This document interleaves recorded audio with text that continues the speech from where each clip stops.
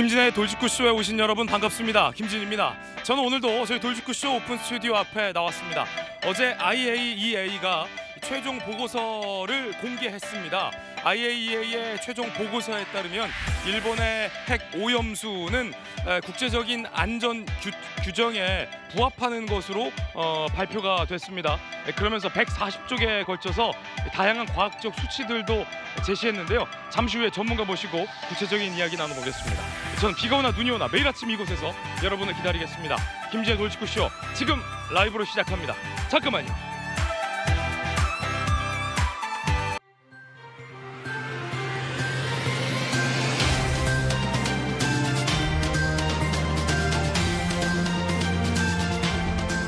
신문 읽어주는 남자입니다. IAEA가 과학적인 보고서를 발표했지만 여야의 언쟁은 더욱더 심화되고 있습니다. 야당 일각에서는 깡통 보고서다라는 주장까지 나왔습니다.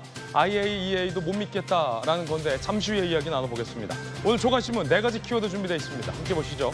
먼저 첫 번째 키워드부터 공개하겠습니다. 첫 번째 키워드는 뭘까요? 바로 부합. 동아일보 일면 기사인데요. IAEA의 140쪽에 상당하는 보고서의 결과는 국제안전기준에 부합하다는 것이었습니다. 함께 보시죠. 일본 방류 계획은 국제기준에 부합하다. 계속 점검하겠다라고도 밝혔습니다. 후쿠시마 오염수 최종 보고서가 발표됐죠. 140쪽에 걸친 아주 구체적인 수치들이 인상적이었습니다. 전문가와 함께 잠시 후에 IAEA의 최종 보고서 어떤 의미가 있는지 분석해 보겠습니다. 야당에서는 IAEA 못 믿겠다, 깡통 보고서다라는 일각의 비판도 나왔습니다. IAEA 측은 상당히 자존심 상할 수도 있을 얘기인데요. 그 점도 잠시 후에 이야기 나눠보죠. 이어서 두 번째 키워드입니다. 두 번째 키워드는 이겁니다. 우려. 그럼에도 불구하고 여전히 우려는 있습니다. 한겨레 신문 4면 기사 함께 보시죠. 알프스의 안전성 첫 번째, 두 번째는 일본이 기준을 잘 지키면서 방류할 것인가에 대한 감시, 이 두 가지 우려는 제기되고 있습니다. IAEA는 못 믿겠다, 뒷돈 받은 기관이다라는 식의 근거 없는 폄훼보다는 한겨레 신문이 제시하고 있는 알프스가 안전한가, 방류 과정에 대해서 어떻게 감시할 것인가, 요런 우려 사항에 정치권이 좀 초점을 맞추는 건 어떨까? 잠시 후에 이야기 나눠보죠. 이어서 세 번째 키워드 보겠습니다. 세 번째 키워드는 종부세. 지난 정부에 말도 많고 탈도 많았던 종부세 달라집니다. 조선일보입니다.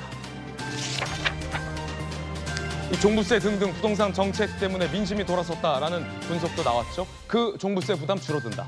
문 정부 때 집값 급등 이전 수준으로 돌아간다라는 겁니다. 집 한 채였는데, 집 한 채 깔고 앉았는데 왜 종부세 때문에 허리가 휘었는지 이해 안 되는 분들 많았을 겁니다. 원상 복구됩니다. 이어서 다음 키워드입니다. 네 번째 키워드는 깡통. 한국일보 5면 기사입니다. 북한의 소위 깡통 이송 광명성 4호가 대기권 낙하 후 소멸됐습니다. 7년 전에 발사한 거죠. 궤도에는 진입했는데 위성으로서 성능을 못하는 깡통이었습니다. 그마저도 낙하해서 소멸했습니다. 얼마 전에 쐈던 정찰 위성도 발사 실패했죠. 지금까지 신문 읽어주는 남자였습니다.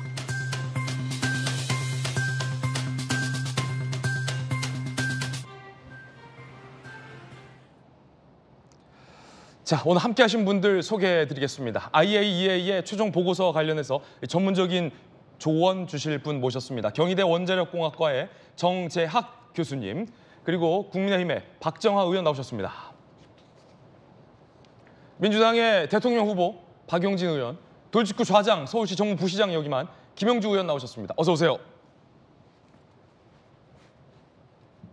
첫 번째 주제는 IAEA가 결론 내린 140쪽에 상당하는 과학적인 최종 보고서의 의미부터 샅샅이 분석해 보겠습니다. 첫 번째 이야기 지금 시작하죠. IAEA는 일단 그린라이트, 기준 준수가 핵심 되겠습니다. IAEA 사무총장의 이야기부터 들어보시죠. Carried out by the task force that the plan as it has been proposed and devised is in conformity with the agreed international standards. 야당 일각에서 문제 제기했던 뭐 삼중수소랄지 아니면 방사능 물질에 대해서 알프스를 통해서 정수해서 방류했을 때는 전혀 문제가 되지 않는다라는 결론이었습니다. 자세한 보고서 내용도 함께 보겠습니다. 특히나 국내에서 우려가 제기됐던 삼중수소 관련해서 자연보다 5,000배 낫다라는 구체적인 수치도 나왔고요. 방사능 노출량도 국제 표준보다 낫다라고 보고서는 검증을 했습니다. 사람과 환경에 미칠 영향은 미미하다라는 결론에 도달을 했습니다. 자, 뭐 다들 원자력에 대해서 모르는 분들이기 때문에 진짜 전문가 모셨습니다. 경희대 원자력공학과의 정재학 교수님. 원자력만 한 기를 파신 분이에요. IAEA 최종 보고서 교수님 어제 분석해 보셨을 텐데 네. IAEA의 최종 보고서 결과 믿을만한 겁니까? 일단 사실은 이제 140쪽짜리 보고서지만 그 IAEA가 검토한 그 원 데이터는 훨씬 더 방대합니다. 그래서 예를 들어서 환경영향 평가 보고서만 해도 일본 측에서 제시한 자료가 거의 509쪽에 달해서 그 IAEA 보고서는 검토 내용을 되게 축약한 내용, 핵심적인 내용만 제시한 내용이다라고 볼 수가 있을 것 같습니다. 예, 믿을만한, 신뢰할 만한 어떤 과학적인 결론이다 이렇게 봐도 되는 겁니까? 일단은 참여한 전문가들이 어쨌든 국제적으로 능력이 있고 예. 또 전문성 인정받는 분들이기 때문에 일단은 해당 내용들이 틀리지 않았다라고 저는 이제 믿고 싶습니다. 하지만 IAEA 측의 보고서에 대해서도 우리나라에서도 독자적으로 우리나라 전문가들에 의한 검토 또 검증은 또 필요하다고 생각합니다. 예, 그렇군요. 어쨌든 국제 기준에 부합한다라는 결론인데 첫 번째 질문은 일단 제일 중요한 게 그거 아니겠습니까? 다핵종 제거 설비를 거치면 일각에선 핵 폐수로 불리고도 있는데 국내 일각에선 안전한가? 알프스를 거치면 안전한가? IAEA에서는 매우 안전하다. 지금 이런 의견을 낸 것이죠? 정확하게 말씀드리면 그 보고서 제목에서도 나와 있지만 그 알프스 자체에 대한 검증을 했다라고 보기는 어렵고요. 예. 알프스에서 처리되고 난 그 물을 환경으로 바다로 배출했을 때 그 방사선적인 영향이 기준을 만족하느냐 이 부분을 검증한 거라고 볼 수가 있습니다. 따라서 알프스로 처리하면 적합하다 이렇게 결론을 내렸다고 보기는 좀 어렵습니다. 예, 논란이 됐던 삼중수소와 뭐 방사능 수치에 대해서는 IAEA는 어떤 결론 내린 겁니까? 일단은 이번 내용을 보면 그 사람에게 미치는 영향에 대해서 정상적인 상황에 대한 영향 그리고 밸브라든지 탱크가 고장 났을 때에 대한 비정상적인 영향에 대해서 평가를 했고요. 또 해양 생태계 즉 어류라든지 또는 개 또는 해조류 이런 그 생태계 영향까지 평가해서 국제 기준에 비교했을 때 충분히 만족한다라는 결론을 내린 것으로 이해를 하시면 되겠습니다. 그렇군요. 특히나 보고서 표현 중에 자연보다도 5,000배 낮은 수준이다. 삼중수소 관련해서. 이 부분은 좀 구체적으로 설명을 해주시죠. 그 몇 가지 부분들이 있는데요. 그냥 가장 대표적인 거는 우리가 자연계 내에서도 그 대기권 상층부에서 우주에서 날아오는 방사선에 의해서 중수소라고 불리는 또 다른 수소의 또 다른 종류가 있는데 그 중수소가 삼중수소로 자연적으로 생성이 되고 있습니다. 그래서 그렇게 자연적으로 생성되는 양에 비해서 지금 후쿠시마 오염수에 포함되어 있는 삼중수의 양이 상대적으로 적다라는 표현을 한 것이고요. 예. 또 다른 부분을 보면 우리가 태평양에서 이 삼중수의 일반적인 해수에서의 농도의 범위에서 볼 때 이번 후쿠시마 오염수를 배출했을 때 예상되는 증가되는 삼중수의 농도가 굉장히 평상시의 농도에 비해서 굉장히 미미한 수준이다라고 평가를 하고 있습니다. 그렇군요. 그렇다면 이제 제일 중요한 문제가 이 정화된 핵 오염수를 일본이 방류하기 시작할 때 이웃 국가, 다시 말해서 우리 대한민국이죠. 우리나라에 미치는 영향에 대해서도 IAEA가 보고서에 언급했나요? 그 농도를 기준으로 봤을 때 일본의 그 영해를 벗어나면 그 경계선을 벗어나면 주변국에 미치는 영향은 무시할 만하다라고 결론을 내리고 있고요. 그렇군요. 다만 정량적인 수치를 제시하고 있지는 않습니다. 그렇군요. 자, 우리 국립수산과학원장도 어제 오염수 방류와 관련해서 언급을 했습니다. 특히나 국내 정치권 일각에서 상당히 문제 제기됐던 세슘 우럭, 일본의 방파제 안에서 발견된 세슘 우럭과 관련돼서도 언급이 있었는데요. 들어보시죠. 최근 일본 후쿠시마 앞바다에서 잡힌 우럭에서 기준치를 훨씬 상회하는 세슘이 검출되었다는 내용이 보도된 바 있습니다. 결론적으로 말씀드리면 일본 후쿠시마 앞에 서식하는 우럭이 우리나라 연안으로 건너올 가능성은 전혀 없으니 안심하시기 바랍니다. 우럭이 바위가 많은 얕은 연안에 평생 정착해서 사는 어종이기 때문입니다. 이 바다까지 1000km 이상을 유영해서 온다는 것은 어류 생태학적으로 불가능한 일입니다.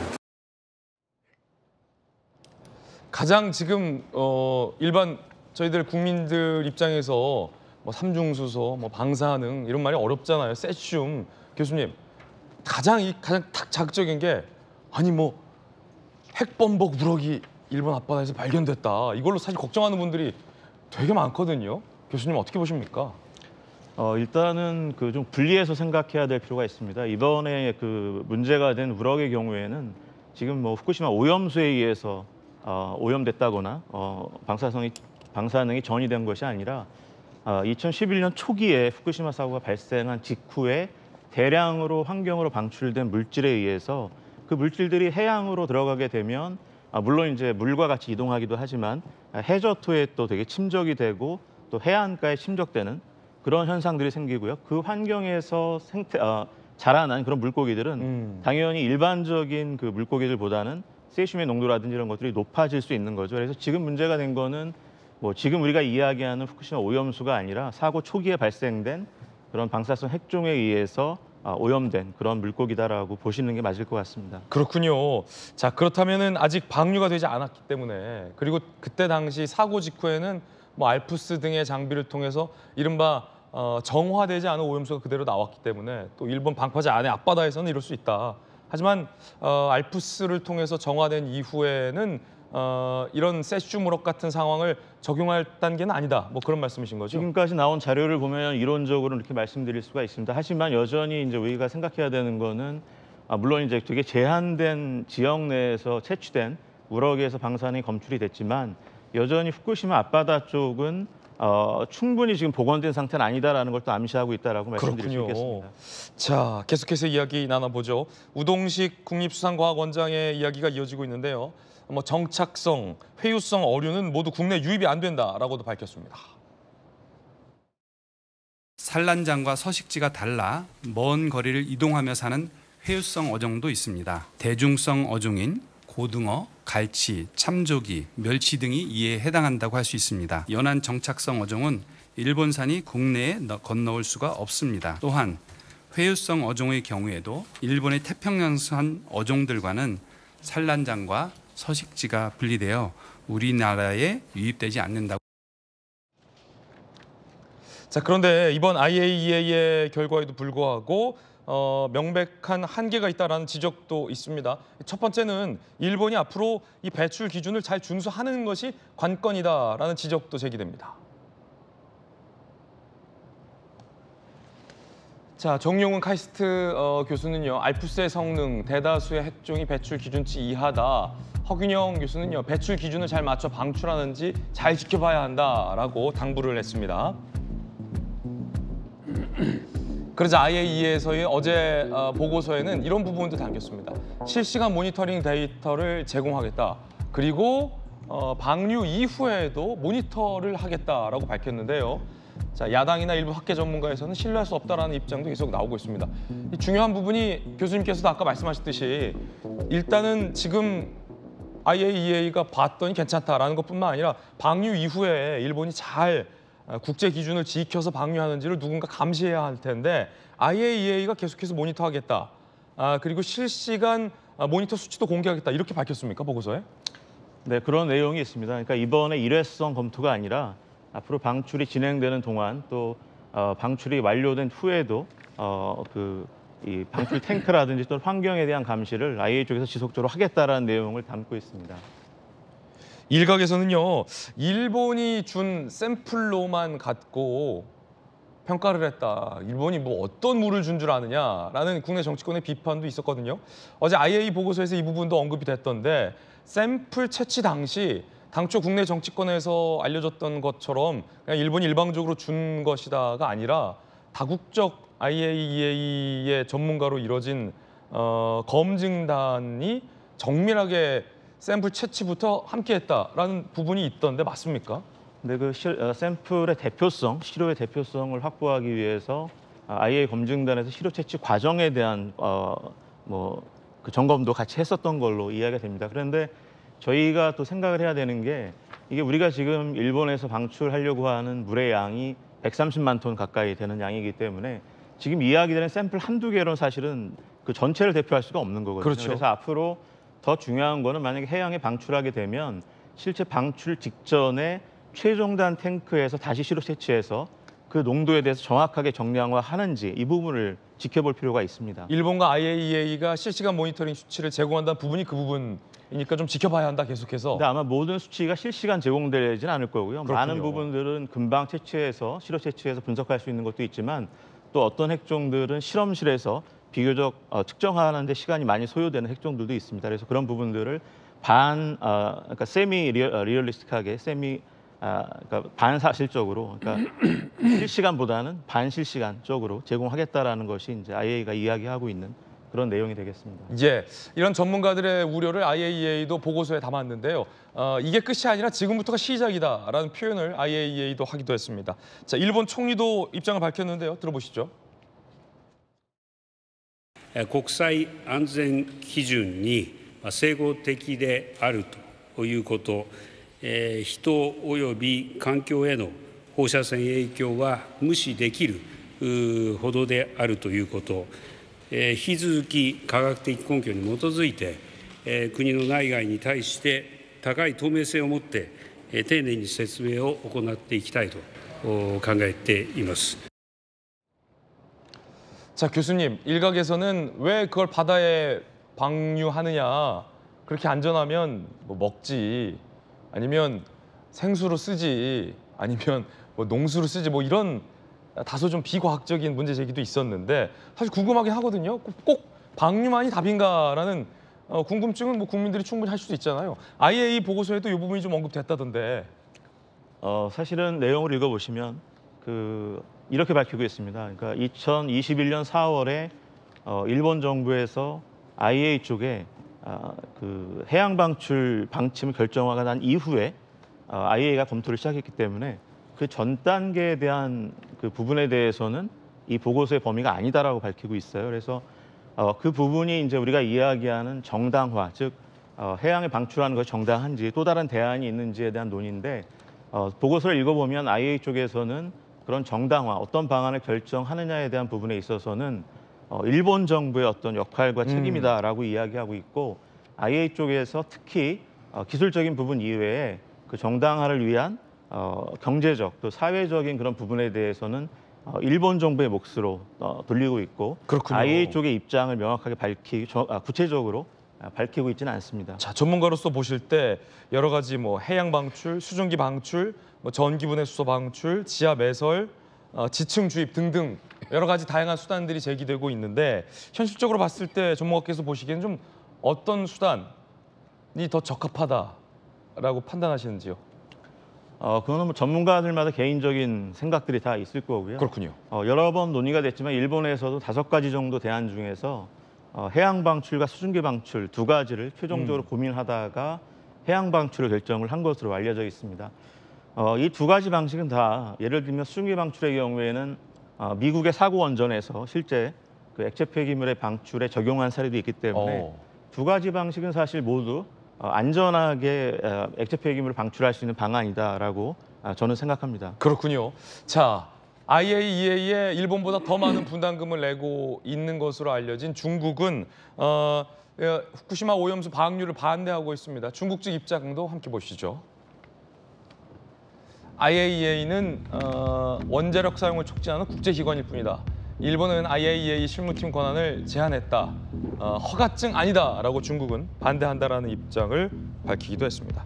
교수님, 뭐 일각에서는 일본이 IAEA 분담금을 많이 내기 때문에 IAEA가 친일본적인 입장을 보고서에 담았다라는 주장도 있는데 어떻게 보십니까? 글쎄요, 그거는 IAEA 쪽에서 이제 분담금의 규모는 이제 경제 규모라든지 이런 정해진 룰에 따라서 분담이 되는 거기 때문에 그런 일이 있으면 안 될 것이고 저는 그렇지 않을 것이다라고 믿고 있습니다. 다만 이제 신뢰의 문제인 거죠. 이 보고서 내용에 대해서 여전히 그 일반인들 중에서는 충분히 신뢰하지 않고 있는 분들이 여전히 이제 있는 부분이 있는 것이고요. 그래서 그런 부분들을 해소해 나가는 것이 결국은 이제 정부의 역할 또 전문가들의 역할이 아닌가 생각합니다. 그렇군요. 정부의 노력도 필요하다. 그 소금 문제인데요. 이거 참 사실 좀 이게 부끄러운 얘기인데 뭐 일각에서 이거 소금 좀 미리 사놔야 되는 거 아니냐.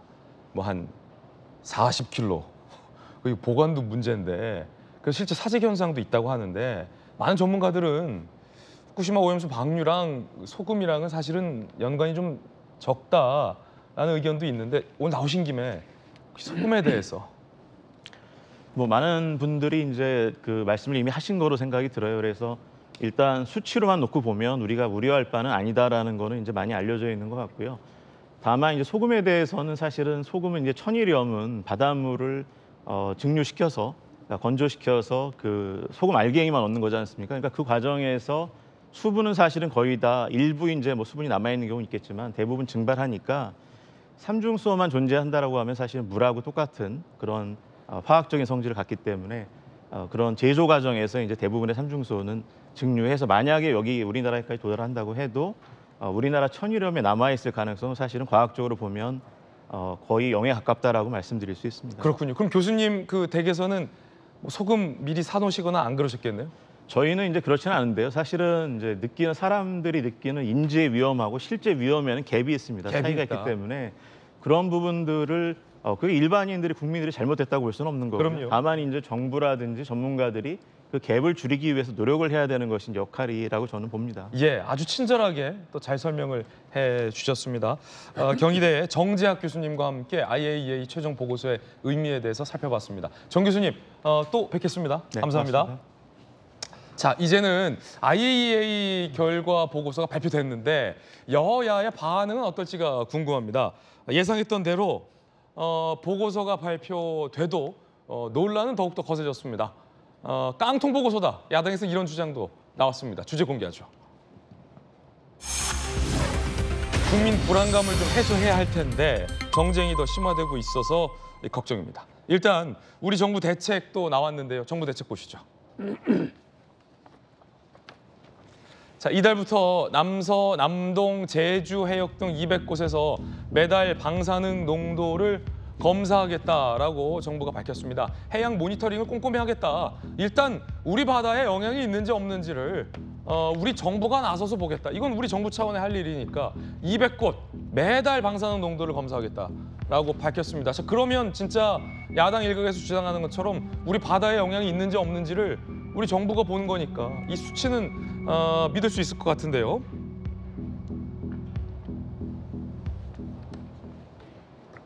자, 박정호 의원님. 네. 이게 가장 어찌 보면 확실한 건 아니겠습니까? 왜냐하면 글쎄 IAEA를 뭐 일본에 뒷돈이 들어갔다, 분담금 때문에 막 휘둘리는 곳이다라고 폄하하기는 그간 IAEA가 보여준 국제사회의 위상이 있기 때문에 그건 적절치 않은 것 같고 어쨌든 그런 논란을 차치하고 우리 바다에 영향이 있는지 없는지를 보면 되는 거잖아요. 정부가 남동, 남서, 제주 앞바다에서 매달 측정하겠다. 그렇죠. 예. 그러니까 이게 뭐 과학적으로도 설명드리면은 해류를 통해서 언제 올지 그건 나중에 논의를 하더라도 일단 그 IAEA가 좀 전에 저희가 봤던 것처럼 그 지금 만약에 방류가 시작이 되면 그 방류 시점부터 계속 검증해 보겠다는 거 아니에요? 그러니까 오염수가 나오는 그 지점부터 계속 검증을 해가지고 실시간 모니터를 해주고 우리 정부에서는 전국 해안가에 200군데 처음에는 애초에 70군데에서 이제 지난달 확 늘어서 이제 200군데가 되죠. 200군데에 대해서 우리 바닷물을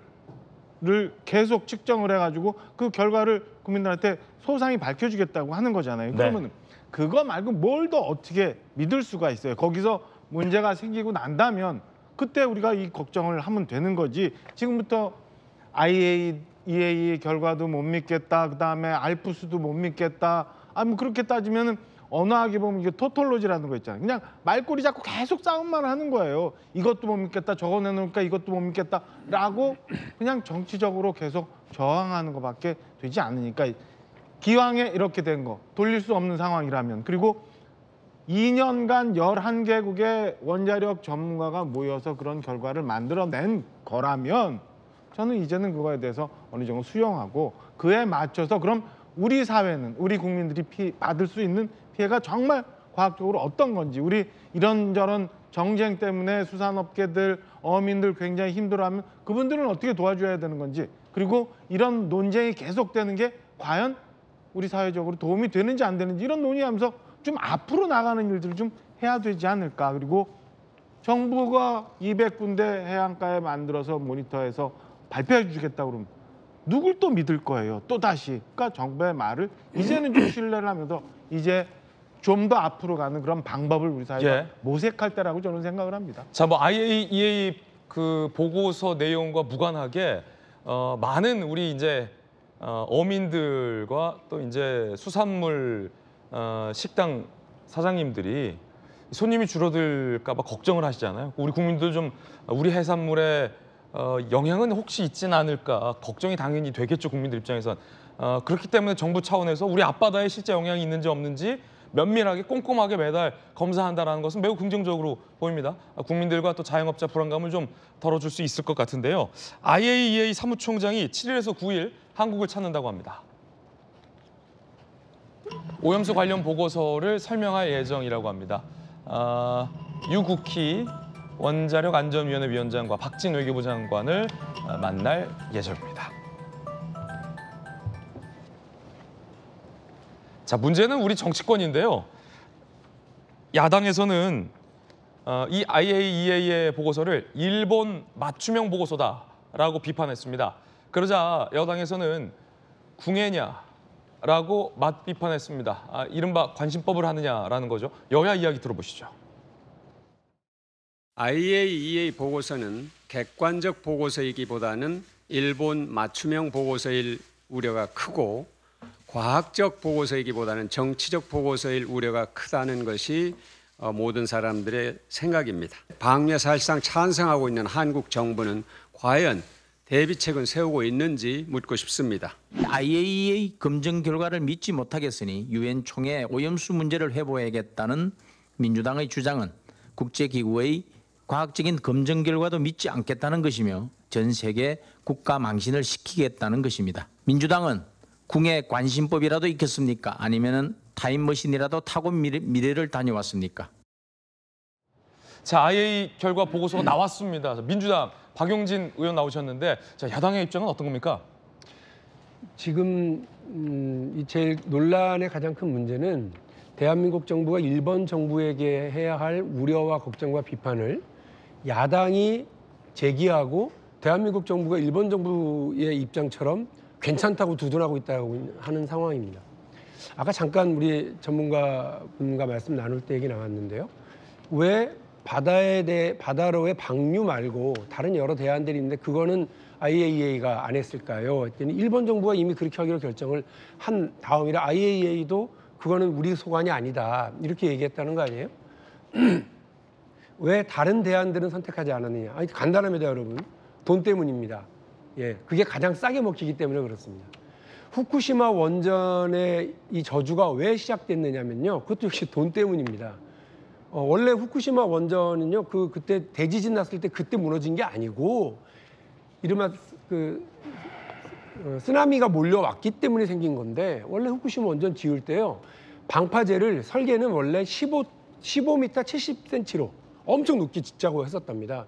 에이, 돈이 많이 들어가는데 그렇게 높이 질 필요 있어? 이래서 몇 미터로 낮춰요? 6m로 낮췄는데 쓰나미가 10m짜리가 밀고 들어온 거예요. 그래서 원전이 정전이 되고 정전에 또 하나 갑자기 예비 전력도 꺼져버리고 예비 전력이 없을 때 5개로 되어 있는 전력 트럭이 있거든요. 여기는 또 갑자기 운전자가 키를 놔두고 어디로 가버린 거예요. 이런 말도 안 되는 인재가 2개, 3개가 겹치면서 그런 엄청난 재앙이 벌어지기 시작한 거거든요. 자, 걱정은 이런 겁니다. 사실 우리 뭐 정치권 싸울 때가 아니고요. 아까 잠깐 말씀하셨습니다만 알프스는 제대로 작동해? IAEA가 그거를 검증한 적이 없다는 거 아니에요.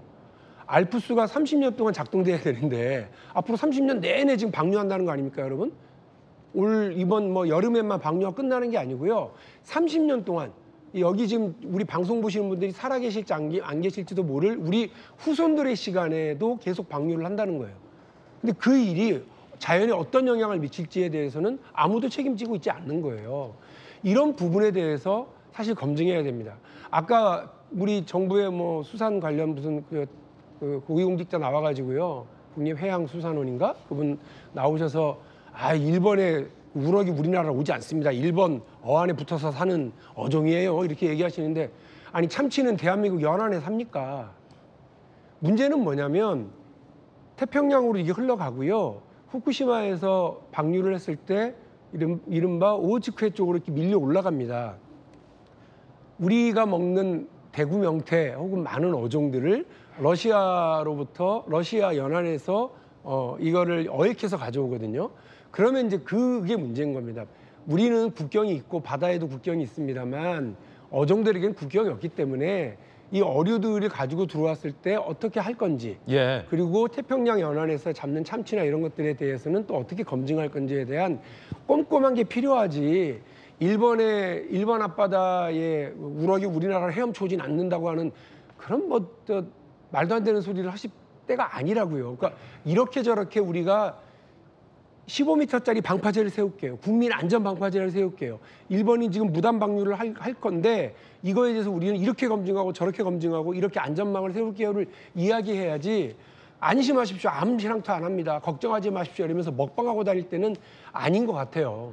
국민들은 불안해하십니다. 이 불안을 안전하게 해소해야지 IAEA도 나도 모르는 일이에요라고 뒷짐지고 있는 일까지 괜찮다, 안심해라 이렇게 예. 우리 정부 여당이 할 일은 아닌 것 같아요. 자, IAEA에서는 그 부분, 알프스의 안전성 부분, 그리고 방류 기준을 잘 지키는지 부분에 대해서도 후쿠시마 연안에 이른바 정밀 검증 시설을 만들고 모니터하겠다라고도 밝혔습니다. 하지만 야당에서는 IAEA에 대한 불신을 제기했습니다. 깡통 보고서다라는 표현도 나왔는데요. 들어보시죠.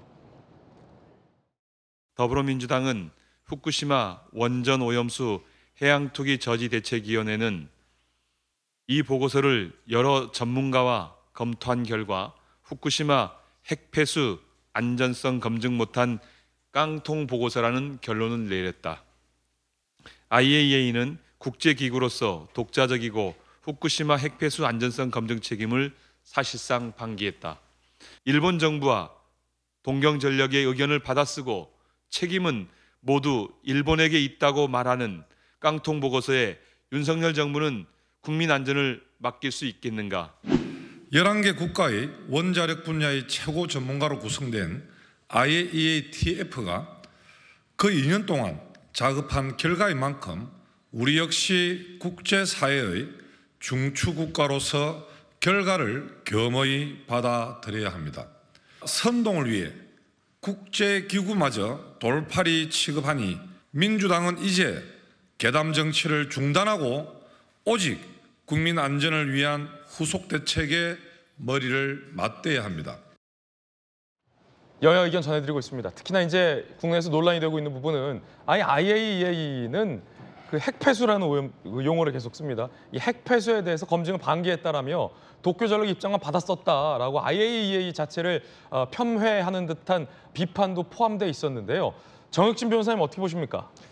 저는 사실은 뭐 이렇게 방송에도 나와서 이야기하지만 원자력의 이응자도 몰라요. 그다음에 조류의 지읒자도 몰라요. 그냥 전문가들, 뭐 박사님들, 교수님들 나오셔가지고 이런저런 말씀하시는 거 제가 듣고 읽고 이런 것 중에서 납득이 되고 이해가 되는 거, 저 말씀이 맞는 것 같다. 그걸 옮길 뿐이거든요.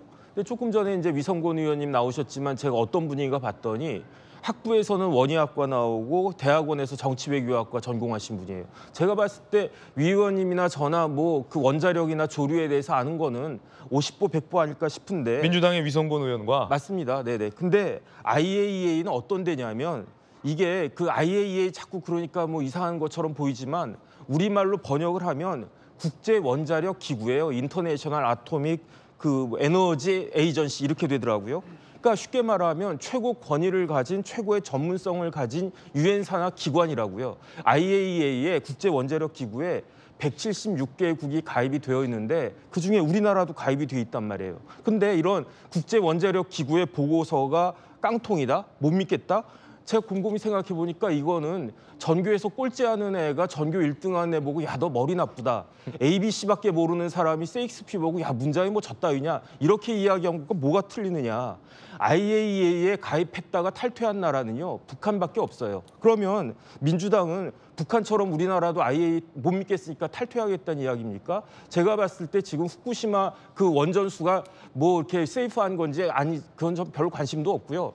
조류 따라가지고 우리나라에 왔을 때 그게 안전할 것이냐 안전하지 않을 것이냐, 그게 제일 큰 문제인 것 같고, 제일 불안한 건 뭐냐면요, 이런 뭐 후쿠시마 그 오염 처리수가 문제가 아니고 북한 핵이 가장 큰 문제 아니겠습니까? 여기에 대해서 좀 제대로 이야기해서 북한 핵에 대해서 좀 15m, 조금 전에 박용진 의원님 말씀하셨지만 15m가 아니라 100m, 1000m짜리 그 벽을 갖다가 세워야지 될 마당에 지금 뭐 이렇게 별로 제가 봤을 때 쓸데없는 이야기 가지고 이렇게 국가의 그 행정력과 정치력을 낭비한 것이 가당한 일인가? 저는 그런 생각이 듭니다.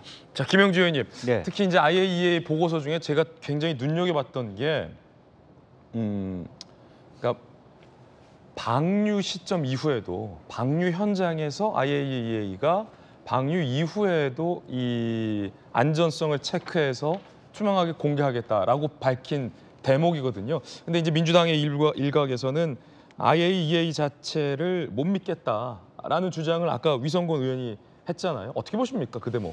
사실은 이제 우리가 다시 과거로 돌아가면 2020년 10월 26일 날 외통위 국정감사에서 이런 이재정 의원의 질의를 강경화 당시 장관이 이렇게 답변합니다. 이 방류는 일본 주권 영토 안에서 일어나는 일이지만 우리가 철저하게 정보 공유를 위해서 노력하고 있다.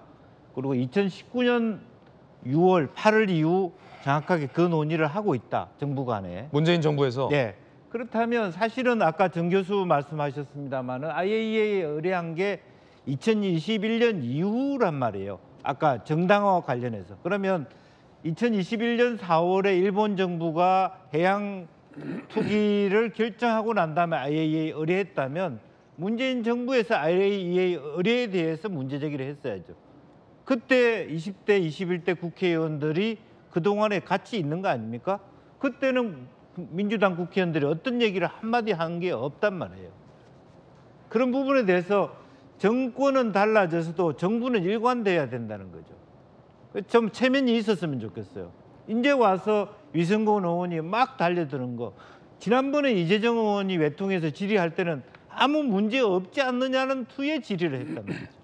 왜 그런 것을 국민들이 다 알고 있는 상태에서 갑자기 돌변을 하느냐 하는 문제고, 그런 의미에서 지금 오히려 과거의 일을 다시 반성하면서 이제 방류가 이제 조만간 방류가 되거든요.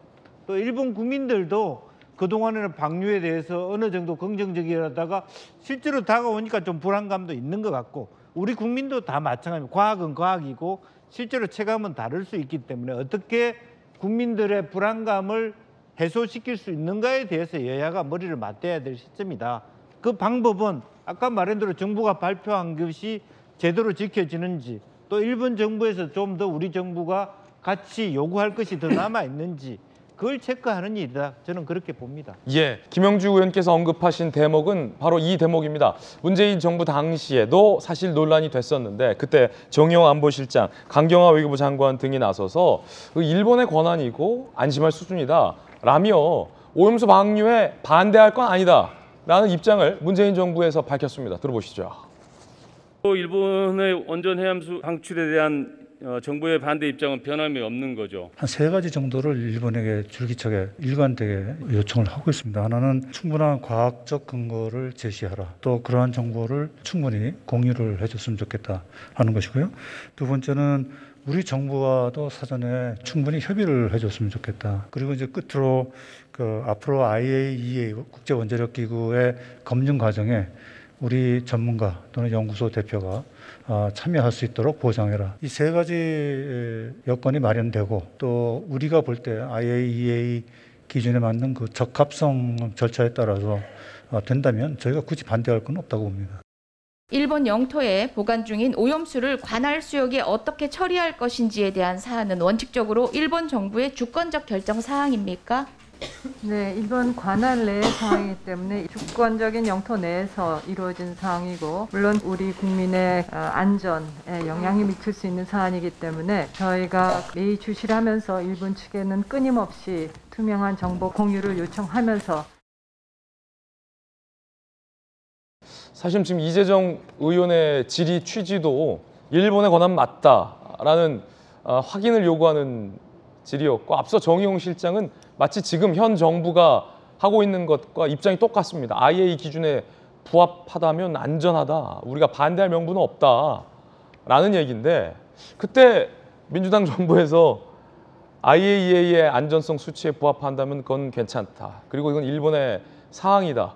우리가 좀 더 정부가 일본의 방류 사항을 좀 지켜보겠다. 괜찮다라는 입장을 냈는데 정권이 바뀌니 갑자기 입장이 바뀌었어요. 그러니까 답답해요. 그러니까 답답하니까 우리가 과학적인 분석 결과를 좀 더 신뢰하자는 거잖아요.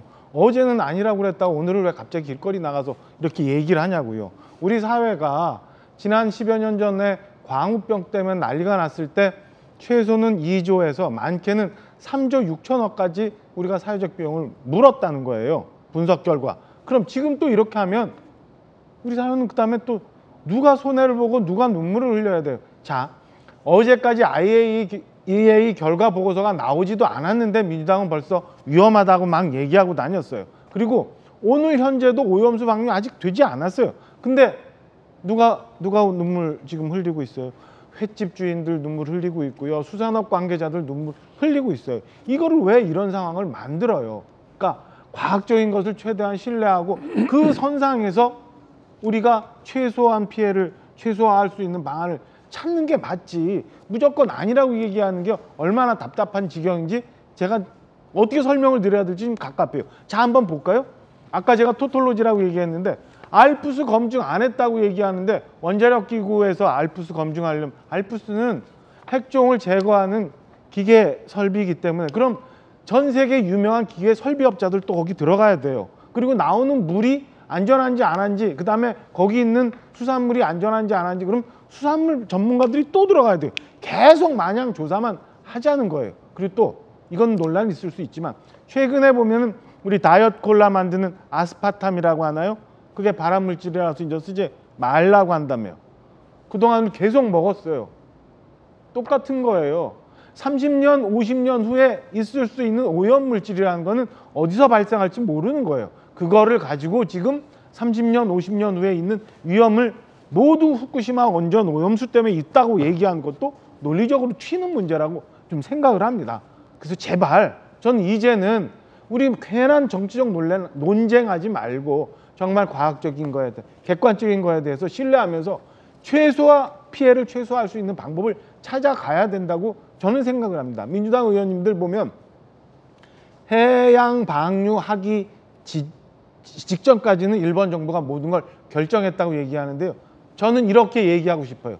만약에 일본 정부가 이걸 고체화해서 지하에 묻어서 한꺼번에 모아놓는다고 결정을 했다라고 한다면 저는 민주당 의원님들 지금 와서 일본이 우리 인근에 있는데 만약에 그 고체화시켜놓은 해양 오염수가 화학반을 일으켜서 잘못되면 그거 한꺼번에 모아놓으면 바로 옆에 있는 우리 한반도가 얼마나 위험할 거냐. 저거 절대 안 된다라고 반대했을 겁니다. 제발 과학적이고 객관적이고 그리고 국민들 대한민국을 생각하면서 좀 정치하셨으면 하는 바람이 있습니다. 선동하지 말고요. 조금 전 이제 문재인 정부 당시 정의용 외교부 장관, 강경화 장관의 발언을 봤는데 박용진 의원님, 네. 민주당이 정권을 잡았을 때는 한일 관계도 안 좋았었을 때인데도 불구하고 문제없다, 괜찮다라더니 야당이 되자마자 왜 입장이 바뀐 겁니까? 민주당의 입장이 아니라 이른바 정부 관료들의 입장이었던 걸로 제가 기억을 해요. 이재정 의원 질의도 보셨는데요. 저는 후쿠시마 오염수가 2년 전쯤에 이제 이야기가 논란이 되기 시작하고 일본 정부가 방류 방침을 정하고 나서요.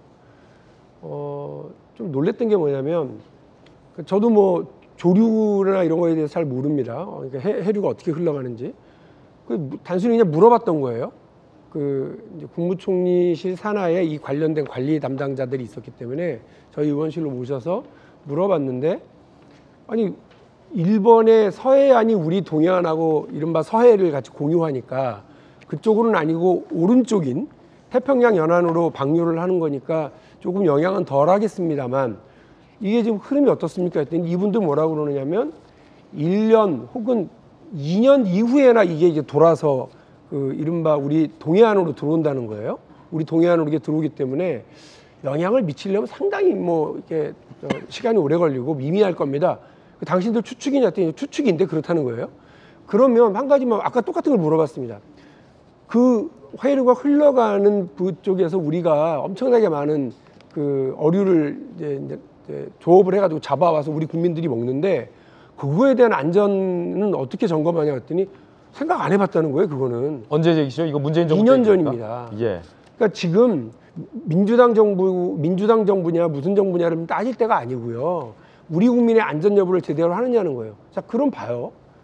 지금 뭐 우리 그 의원님께서도 계속해서 박정환 의원님께서도 과학 얘기하시는데 제가 아까 말씀드렸죠.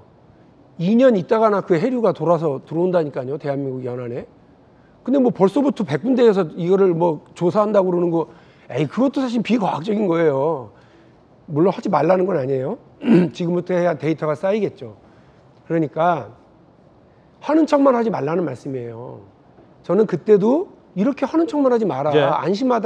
안심하라고만 얘기할 게 아니고 참치 잡아오고 대구 명태 다 거기서 잡아오는 거 아니냐. 그러니까 이 부분에 대한 어떠한 안전장치를 마련할 거냐가 되게 중요한 거 아니냐. 예. 앤드 우리 정부 입장이 뭐냐 했더니 끝까지 방류를 반대할 거라는 거예요. 그거는 분명히 했습니다. 이거는 그 안전 여부가 확인되지 않으면 방류를 동의하기는 어렵다. 이 얘기들만 확인했었거든요. 근데 실제로 그 2년 사이에 정부의 관료들이 얼마나 어떻게 그 안전장치를 마련하고 준비했었는지는 의문입니다. 국회에서 여야 간에 서로 너는 과학 나는 비과학, 너는 괴담 나는 안 괴담 이런 얘기를 할 때가 아니에요. 네.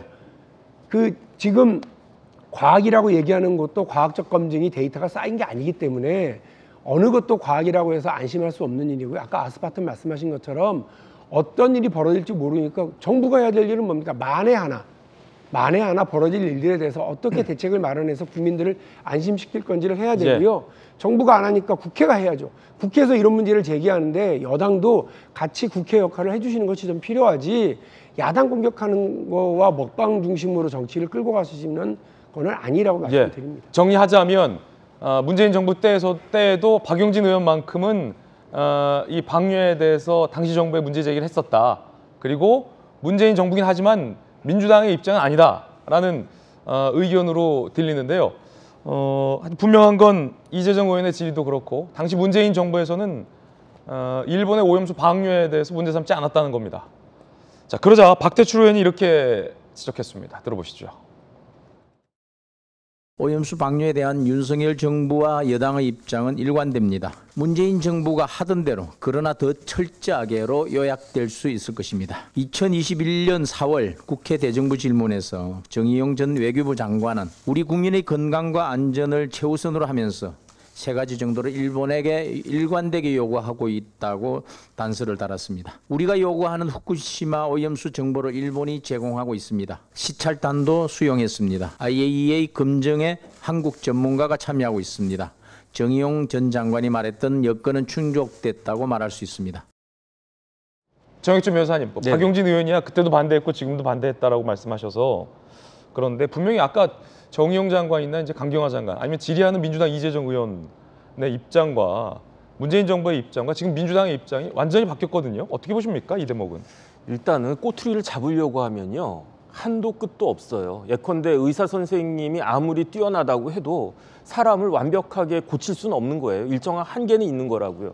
IAEA의 그 보고서 자체에도 결함이 있을 수 있어요. 그러면 결함이 나타나면 그런 부분들은 시정해 나가야 되는 건데 문제는 뭐냐면은 이게 기본적으로 어떤 제가 그 영문으로 봤더니 그 인터내셔널 세이프티 스탠다드에 부합한다라고 되어 있더라고요. 그 기준에 부합하면 그 정도 가지고 이제 끝내야지.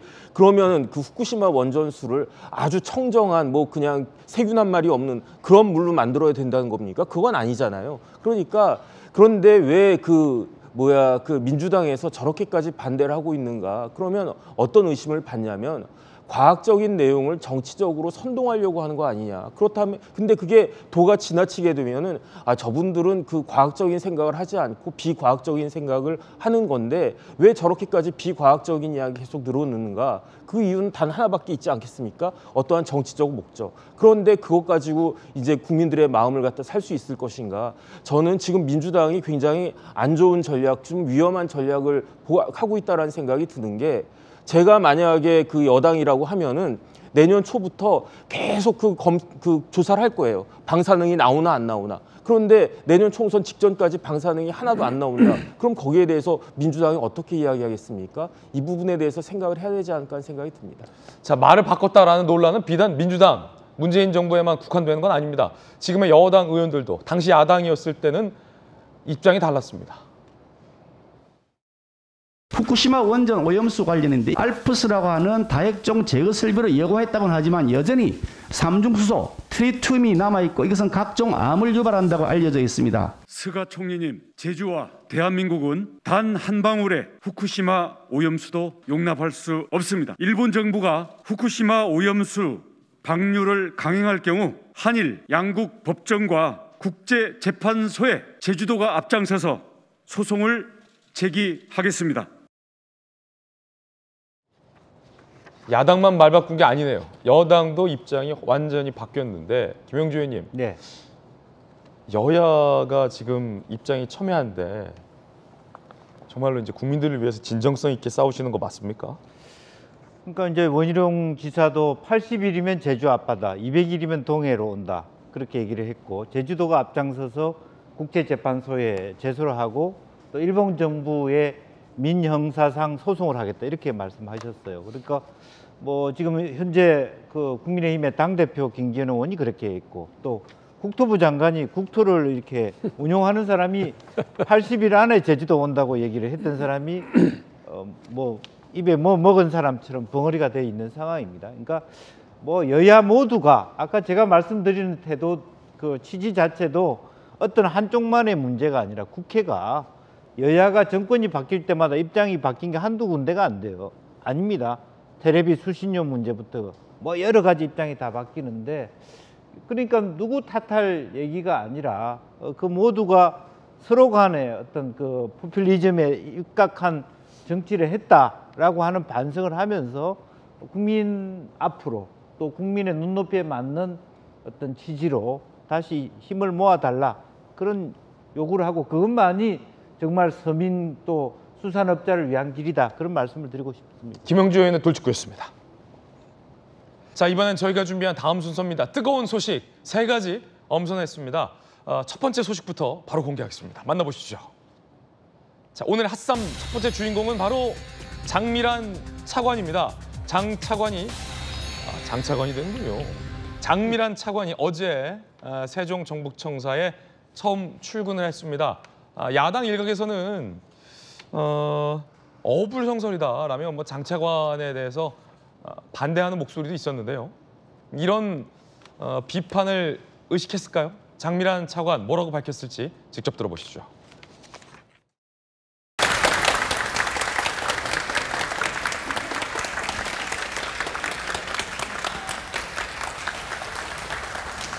차관님 다들 기대가 많으신데 네네. 우선 과제를 뭘로 생각하세요? 아직 제가 이제 오늘 첫 이쪽으로 세종으로 출근이어서 아직 업무 파악은 다 하지 못했는데요.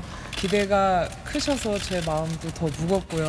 맡겨주신 만큼 또 열심히 해서 그 이상으로 최선을 다할 수 있도록 노력하겠습니다. 불편한 질문일 수는 있는데 이야기가 많이 나와서 드리는데 네, 안민석 의원 발언에 대해서 네. 어떻게 생각하세요? 그 소식 접하고 내가 더 열심히 해야 되겠다 염려해 주실 만큼 그 이상으로 부응해야겠다라는 생각을 했습니다.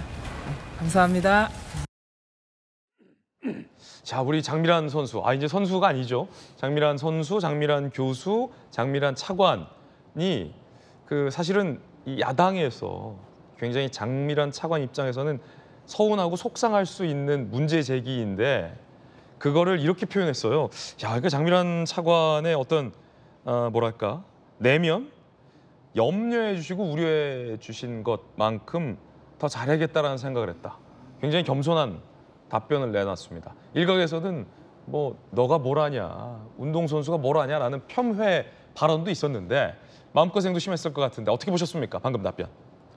그 장미란 차관이 우리 원주 출신입니다. 아, 강원도 원주, 동양에 우리 또 우리 지역구에서는 원주. 이렇게 또 지역구에 숟가락을 얹네요. 아니 제가 그래서 굉장히 그 환영을 했고 아주 잘된 거라고 축하를 많이 하고 다니는데요. 그렇군요. 이 인성이 그래요. 우리 원주 분들이 다 저렇게 심성이 좋고 아니 반대를 위한 반대를 해도 정도 것이지 저렇게 훌륭한 사람을 가지고 무슨 운동선수가 뭘 알아, 체육을 뭘 알아 이러는데 제가 보니까 그렇게 비난했던 안민석 의원과 장미란 차관이 공통점은 있더라고요.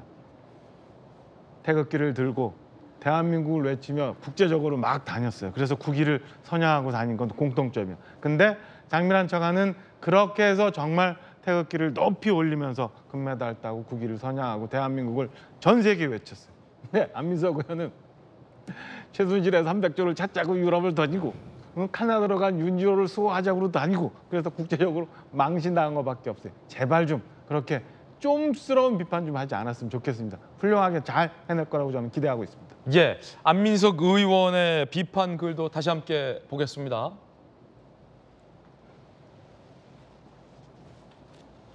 (2019년) 심석희 미투 최숙현 사망 때 체육계가 떠들썩했을 때 장미란이 침묵했다라는 비판했어요.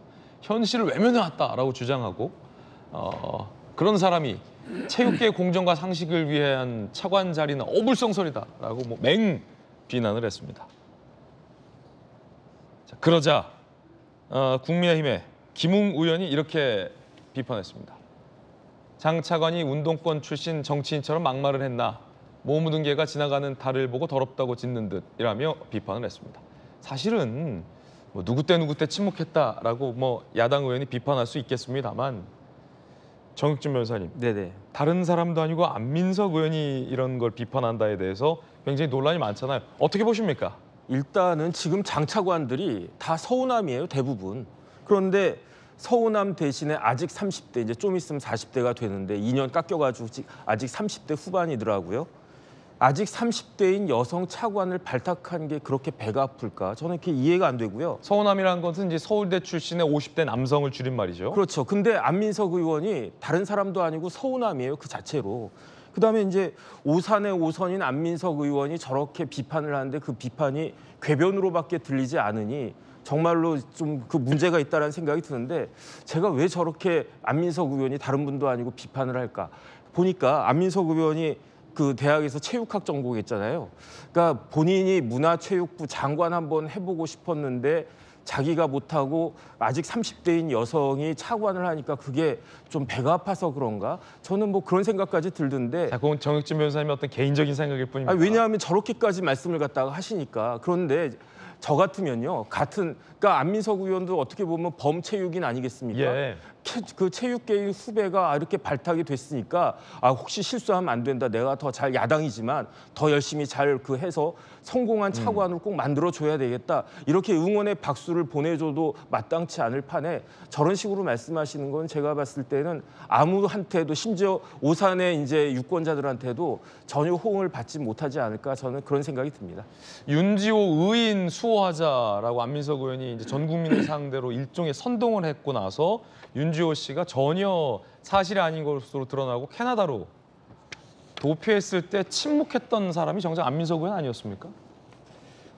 사실은 그 부분보다는 오히려 만약에 장미란 선수가 심석희 선수 미투 문제에 한마디 했으면 저 친구 체육하던 애가 정치하고 싶어서 그래나?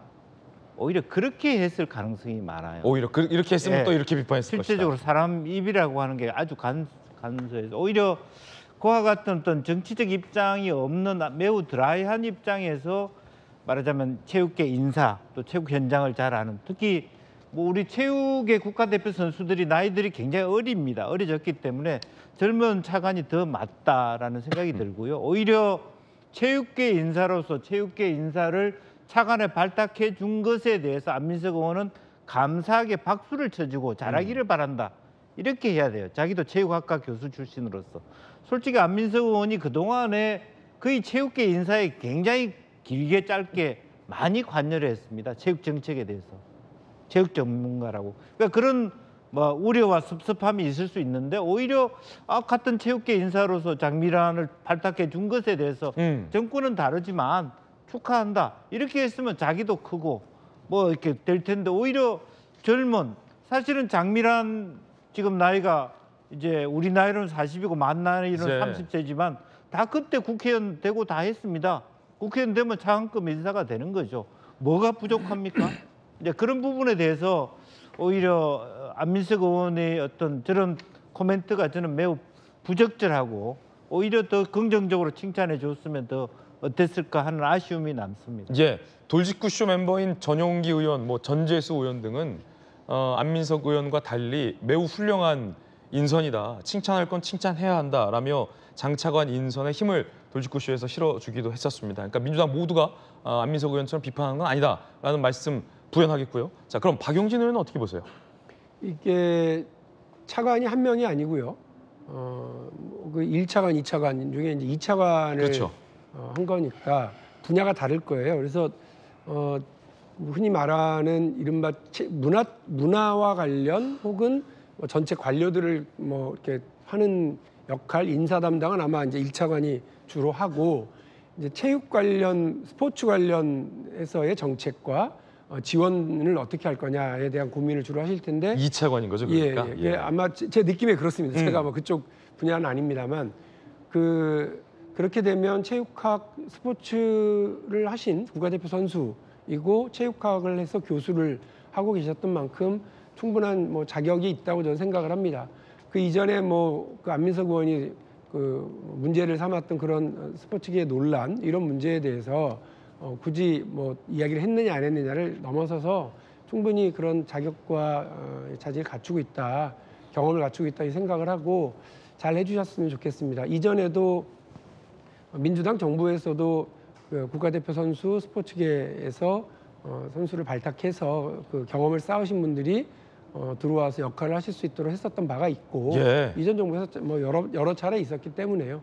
다만 이제 걱정되는 건 그런 거죠. 온 국민의 사랑을 받던 그 스포츠맨이 국가대표 선수가 또 최근에 뭐 방송에 나와서 상당히 이렇게 인기 있는 이런 훌륭한 면모도 많이 보여주셨기 때문에 기대가 클 건데 자칫 그 보통 인선을 하면서 이렇게 어떤 보기 좋은 능력보다는 뭐 이렇게 보여주기식으로 하는 그런 걸로 흘러가지 않도록 하기 위해서는 본인의 능력을 정말 100% 발휘하셔서 정말 멋있게 잘했다라고 하는 칭찬받고 박수받는 그 정치적 논란이 아닌 칭찬받고 박수받는 대한민국 그 체육 역량, 국민체육 역량, 생활체육 역량 그리고 국가대표 선수들에 대한 지원을 통해서 국위선양이 더 잘 될 수 있는 그런 정책적 고민들을 많이 좀 해주시길 기대하겠습니다. 예, 박용진 의원의 또 응원의 메시지까지 들어봤습니다. 뜨거운 소식 함께하고 있습니다. 두 번째 주인공은 누굴까요? 만나보시죠. 바로 누구냐? 송영길 전 대표인데 민주당 내부에서도 송영길 전 대표가 하다 태블릿 PC 조작서를 같이 가담하는 것에 대해서 민주당 내에서도 비판의 목소리가 나왔습니다. 조홍천 의원인데요. 살아생전에 송영길, 변희재가 같이 행진하는 걸 볼 날이 올 줄 몰랐다라고 비판했습니다. 조홍천 의원 앞으로 살아갈 날 많잖아요. 들어보시죠. 지금 송 전 대표의 전략은 검찰을 절대악으로 규정을 하고 이 절대악과 맞서 싸우기 위해서는 뭐 수단 방법은 가리지 않아도 된다. 변희재 씨하고 생각과 행동을 같이 하신 걸 보고 참 깜짝 놀랐습니다. 살아생전에 이런 모습을 볼 수도 있겠구나. 그리고 현수막 들고 같이 행진도 하고 하는 그런 모습 보니까 주장을 하실 수 있겠는데 그게 검찰에서 받아들여질지 여부는 미지수입니다. 그러니까 지금 저 투샷이 굉장히 어색하긴 해요. 굉장히 어색하긴 해요. 투샷이. 박정호 의원님, 송영길 전 대표와 변희재 씨가 나란히 행진하면서 요는 그거잖아요. 이제 송영길 대표가 본인이 지금 처해 있는 전당대회 돈봉투 문제에 있어서 심지어는 전 국민이 다 들었던 그 녹취록마저도 검찰이 조작을 했다. 이런 얘기를 지금 주장하고 있는 거잖아요. 근데 변희재 씨는 또 뭐냐? 박근혜 대통령을 탄핵하는 결정적인 증거였던 태블릿 PC가 조작됐다라고 주장하고 있는 사람이에요. 그러니까 검찰이 억지로 범죄를 만들기 위해서 조작했다라는 것을 만들기 위해서 본인이 탄핵을 했던 그 아주 근원이 되는 것을 동의하고 있는 거예요, 지금. 그러니까 본인이 돈봉투 사건을 벗어나기 위해서 검찰을 악의 축으로 막 몰아가다 보니까 스텝이 꼬여가는 거죠. 그러니까 국민들이 다 알고 있는 것을 본인만 눈 딱 가리고 모래 속에 타조처럼 그 머리 박고 있으면 된다라고 생각하고 있기 때문에 저런 웃픈 일이 좀 생기는 겁니다. 그러니까 글쎄 애들이 보면 무슨 생각할지, 그리고 송영길 대표 본인은 저 모습을 보면서 어떻게 생각할지 참 기가 막힌 모습이에요. 민주당의 한 인사는 제가 직접 취재했는데 정익준 변호사님 네네. 그런 말을 하더라고요. 그래도 민주당의 전직 대표, 뭐 50년 전 대표가 아니라 이재명 대표 직전에 송영길 대표였잖아요. 그 송 전 대표 지역구를 이재명 대표가 물려받은 거잖아요. 네네. 그런 특수관계 속에 있는 분이잖아요. 전직 당대표가 아무리 궁해도 구구 인사와 나란히 같은 주장을 하는 것이 이게 이 정치적으로 과연 온당한가라는 말을 현직 민주당 모 재선 의원이 하더라고요. 정익준 변호사는 어떻게 보십니까? 제가 월요일 날 돌직구 나왔잖아요. 예. 그때 뭘 봤냐면 임종성 의원이 머리에 꽃을 꽂고 변을 자시겠다고 그랬어요. 근데 송영길 대표는 변희재하고 같이 행동을 한단 말이에요. 참 민주당은 변이 풍년이다 그 생각이 들면서 아니 그 변과 이 변은 다르다는 말씀 드리겠습니다. 아니 어떻게 역사와 전통에 빛나는 민주당이 이렇게 변주당이 됐느냐. 참 안타까운 걸 넘어가지고 황당하기 그지없다. 예. 더 이상 드릴 말씀 네. 없겠다 싶습니다. 아, 이거 정익준 변호사님 관련 없는 거를 이어서 말하는 데는 선수인데 자 어쨌든 그 변과 이 변은 다르다고 송 전 대표는 어쨌든 민주당을 탈당했다라는 말씀 드릴 수밖에 없을 것 같고요. 급기야 송 전 대표가 문재인 전 대통령도 직격했습니다. 이제는 뭐 송 전 대표가 여기저기 난사한다라는 얘기도 나오고 있는데 문재인 전 대통령이 지금 한가하게 책방하고 있을 때가 아니다 이렇게 비판했습니다. 문재인 대통령께서도 이제 더 이상 침묵해서는 안 됩니다. 그렇지 않습니까? 그렇습니다. 지금 한가하게 무슨 책방하고 있을 때가 아니잖아요. 우리가 해왔던 5년 세월 전체를 부정한 그것도 반국가 세력을 매도하는 이런 상황에서 저는 참고 있다는 것은 있을 수 없는 일이다. 아이고 왜 한가하게 책방이나 하고 앉아있냐. 급기야 문재인 전 대통령까지 저격을 했습니다. 자, 김영주 의원님 어떻게 보십니까? 저도 참 답답합니다. 그 도널드 럼스펠드라고 하는 부시 정부 때 국방장관 인식의 세 가지 이야기를 했죠. 우리는 알고 있는 걸 안다고 얘기한다. 그러나 더 지혜로운 사람은 자기가 모르는 것이 뭔지를 안다. 더 문제는 모르고 있는 것을 모르는 것이다. 지금 현재 송영길 대표 또 문재인 대통령 추미애 전 장관 이 세 사람이 하고 있는 행동 자체가 자기가 뭘 모르고 있는지를 모르는 것 같아요. 왜 정권을 망했냐. 송영길 같은 사람이 동북아 평화위원장 하고 있기 때문에 망한 거예요. 추미애 장관이 법무부 장관 했기 때문에 망한 거예요. 그런 사람을 데리고 장관으로 썼기 때문에 문재인 정부가 망한 거예요. 지금 그걸 스스로가 보여주는 겁니다. 근데 실제로 본인 스스로가 특히 마찬가지입니다. 뭐 문재인 대통령께서 책을 올리고 뭐 책방을 열고 저렇게 경사스러운 행사를 하는 것 자체가 자기가 뭘 잘못했는지를 모르기 때문에 그런 거예요. 송영길 대표 마찬가지로 자기가 잘못한 것에 대해서 모르니까 뻔뻔스럽게 저 뭐 태블릿 PC 이야기를 끌고 나오고 추미애 장관 윤석열 대통령을 만들어준 공직이 자기 역할이라는 게 뭐 문제인가를 모르기 때문에 저런 일을 하고 있어요. 그런 부분에 대해서 조금 자숙할 필요가 있고 또 더군다나 과거 정부뿐만 아니라 현 정부도 본인 정부가 뭘 주장하는 것 중에 모르고 있는가를 반성해야 될 필요가 있다. 그런 말씀을 드리고 싶어요. 김영주 의원의 돌직구 견해였습니다. 문재인 전 대통령을 저격하고 태블릿 PC 조작서를 들고 나온 송영길 전 대표. 여러분은 어떻게 생각하십니까? 자, 그것과 별개로 민주당 의원들의 줄 소환이 예고된다라는 관측 기사도 나오고 있습니다. 함께 보시죠. 이른바 돈봉투 의혹과 관련해서 돈봉투를 받았다라는 의혹이 제기된 20명 의원에 대해서 소환이 예고된다는 거죠. 그리고 검찰은 송영길 전 대표에 대해서도 이달 중 조사할 방침입니다. 뜨거운 소식 함께하고 있습니다. 세 번째 주인공 만나보시죠. 윤익은 경찰청장인데 최근 경찰청장 표창이 수여됐는데 일부 표창에 청장 얼굴이 프린트가 돼서 논란이 되고 있습니다. 이렇게 청장 표창을 받은 분들 기념사진인데요. 청장 표창장에 윤익은 청장 사진이 인쇄가 된 표창장이 수여가 됐습니다. 매우 이례적인데요. 이렇게요. 윤익은하고 상을 받는 분의 사진이 들어가 있는 것은 뭐 그렇다 쳐도 상을 주는 청장의 얼굴이 인쇄된 것은 굉장히 좀 이렇게 독특해 보입니다. 상당히 독특해 보입니다. 자, 행안부와 경찰청의 입장 어떨지 함께 보시죠.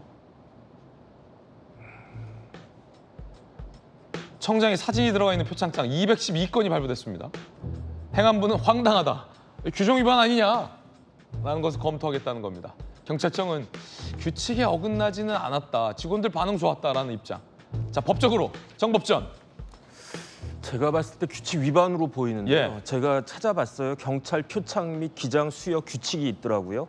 여기에 12조에 표창의 방법에 대해서 규정이 되어 있는데 표창장은 별지 1호 서식에 따른다라고 되어 있어요. 그래가지고 제가 별지 1호 서식을 딱 봤더니 우리가 알고 있는 일반적인 표창장의 양식이에요. 저기에다가 뭐 사진 넣고 뭐 이렇게 하고 그게 되어 있지가 않고요.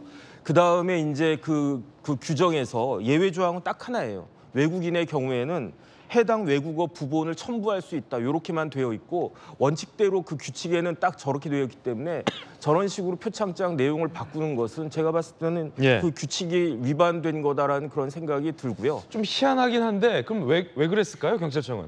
그래서 이제 경찰청장이 사실은 벼락 출세를 하셨단 말이에요. 이번 정부에서.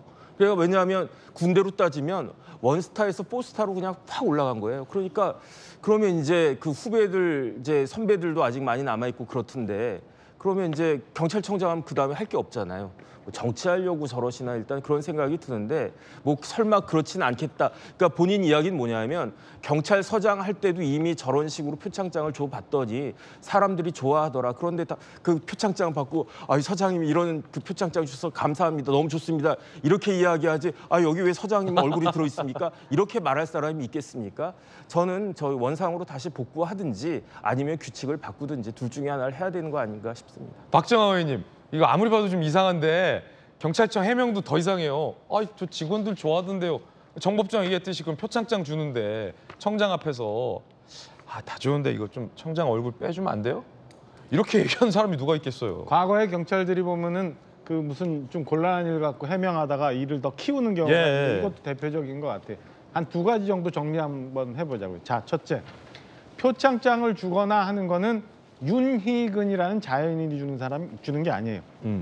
대한민국의 경찰청장이 주는 표창장인 거예요. 그러면 거기에 본인이 얼굴이 들어가는 건 누가 봐도 어색한 거죠. 제가 대통령으로부터 훈장도 받았는데 그 훈장에도 대통령 전환이 없어요.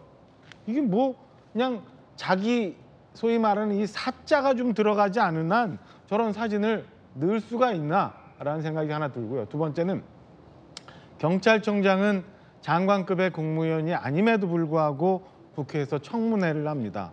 인사청문을 해서 적격 부적격을 따지고 하는 이유는 뭐냐면 국민의 생명과 안전 그리고 국민의 생활에 너무나 밀접한 그런 직책이기 때문에 그래요. 그렇다면 그 본연의 업무에 충실해야지 내가 나를 홍보하고 내 광을 파는 일에 조금이라도 생각이 있다면 저는 엄하게 이 일에 대해서는 좀 추궁이 필요하지 않을까라는 생각입니다. 절대 공직을 맡은 사람들은 내 이름 석자보다는 자기가 갖고 있는 공직의 무게를 제발 좀 느꼈으면 하는 바람입니다. 박정아의 돌직구였습니다.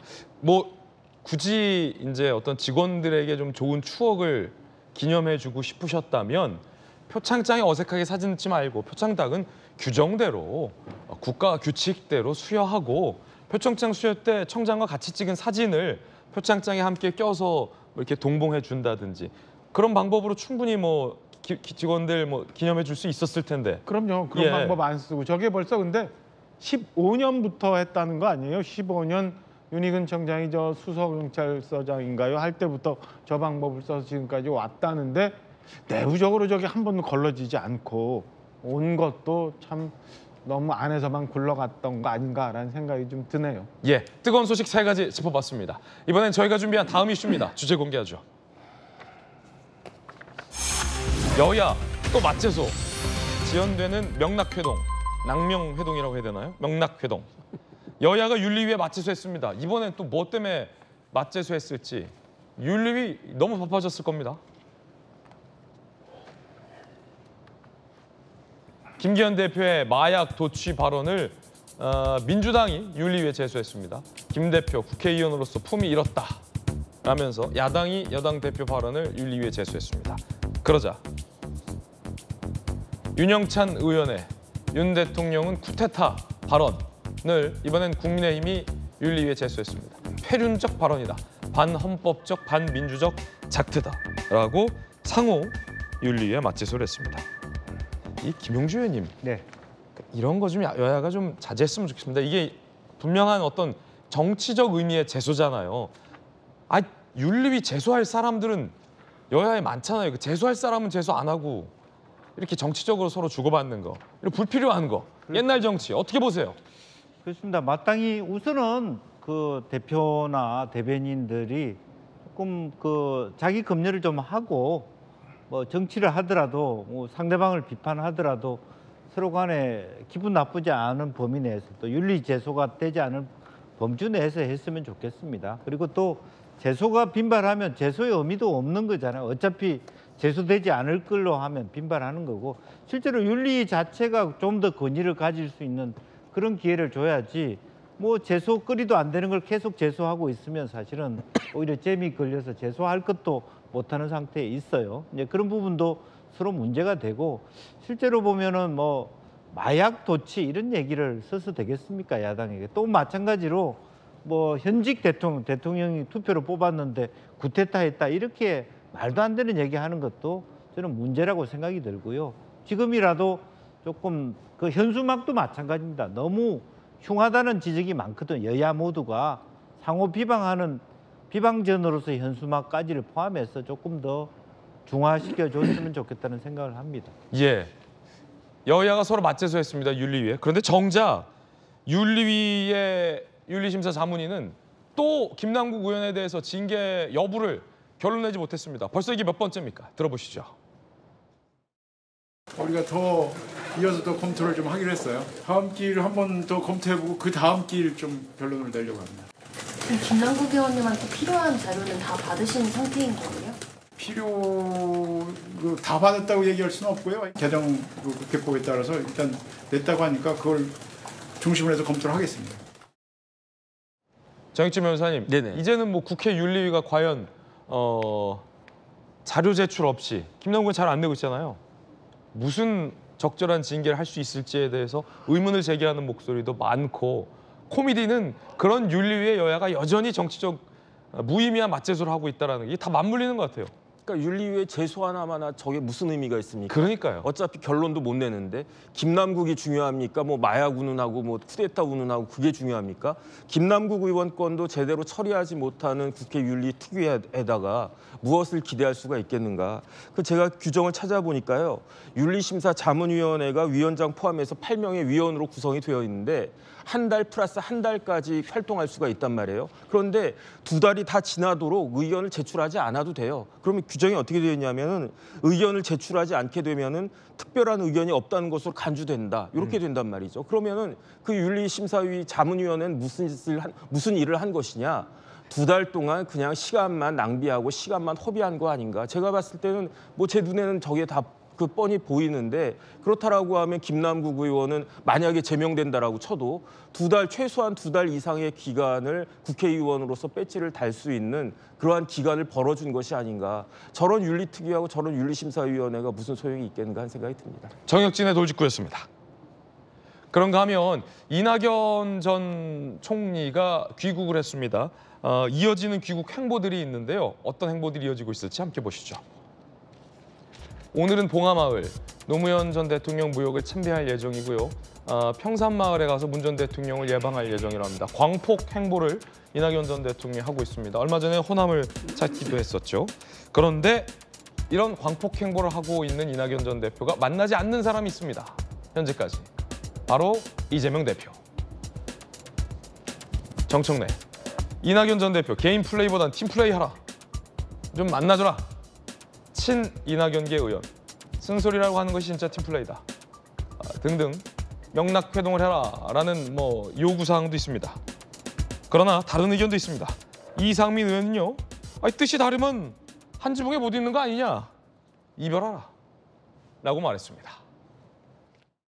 이재명 대표도 좀 만나야 되는데 이런 목소리가 있는데 아직은 만나지 않을 것 같아요? 아마 그 이재명 대표 쪽은 빨리 만나고 싶겠죠. 당연히 여러 가지 리더십이 지금 문제가 되고 하니까 백장도 맞들면 위기를 돌파할 수 있다 이랬는데 그냥 맞들면 다 되는 건 아니죠. 지금 갈등이 어디까지 갈 거라고 보세요? 그거는 얘기하기 어렵다고 봅니다. 때로는 도저히 뜻이 안 맞고 방향을 같이 할 수 없다고 한다면 유쾌한 결별도 각오하고 해야 되지 않겠습니까? 이른바 친명, 비명 간의 개파 갈등이 민주당에는 존재한데 이낙연 전 대표와 이재명 대표 간의 친명, 친낙계 간의 갈등도 보인다. 뜻이 안 맞는다면 결별해야 한다라는 발언이었는데요. 어떻게 보십니까, 이 발언? 그 발언요? 예. 그 발언은 이상민 의원이 하신 발언이라 또 우선의 중진 의원이니까 좀 자유롭게 이렇게 얘기를 하신 것 같은데 분당 얘기하기는 좀 어색한 상황인 것 같고요. 약간 이제 걱정되는 건 그런 거죠. 그러니까 아직도 민주당은 지난 대통령 선거의 경선 과정에 있다. 그래서 이재명, 또 이낙연, 박용진 이렇게 세 축이 중심으로 민주당이 돌아가고 있다. 거기 하나 더 끼면 이제 추미애. 근데 지금 추미애 전 대표도 지금 그러네요. 어쨌든 이 어수선한 당 분위기에 일조를 하는 저를 제외하고서는 다 이렇게 어떤 갈등 구조의 한 축들인 것 같아서 걱정스럽긴 한데요. 박용진 빼고 나머지 셋은 갈등의 축이다. 또 그렇게 또 딱 따면 이상하네. 그렇죠. 그런데요. 중요한 건 저는 그런 것 같습니다. 그러니까 일단 당 대표잖아요. 그래서 이재명 대표가 조금은 좀 이렇게 만나자 이렇게 하실 게 아니고요. 당 대표답게 어쨌든 이전 대표이고 또 전 총리이자 경쟁자였던 분이니까 적극적으로 날짜를 제안하고 찾아가서 만나는 것도 방법이겠다 싶고요. 그리고 또 거꾸로 얘기를 하면 이낙연 전 대표는 어떻게 생각하실지 모르겠습니다만 이재명 의원이 당대표입니다. 그 당대표에게 당의 일원으로서 또 해외에 오래 장기 체류하셨던 분이 이렇게 찾아가서 나 잘 다녀왔습니다라고 인사를 건네는 것도 오히려 연배도 위시고요. 정치적이도 훨씬 선배시니까 그렇게 하시는 것도 필요할 거라고 생각을 합니다. 저로서는 두 분의 갈등을 잘 이해를 못하겠습니다. 네, 박용진 의원의 돌직구였습니다. 저희들은 60초 광고 보고 돌아오겠습니다. 잠시 후에 뵙죠. 오늘 저희가 준비한 소식 모두 다 전해드렸습니다. 저희들은 내일 아침 8시 50분에 인사드리겠습니다. 오늘 하루는 분명 어제보다 나을 겁니다. 좋은 하루 되십시오. 고맙습니다.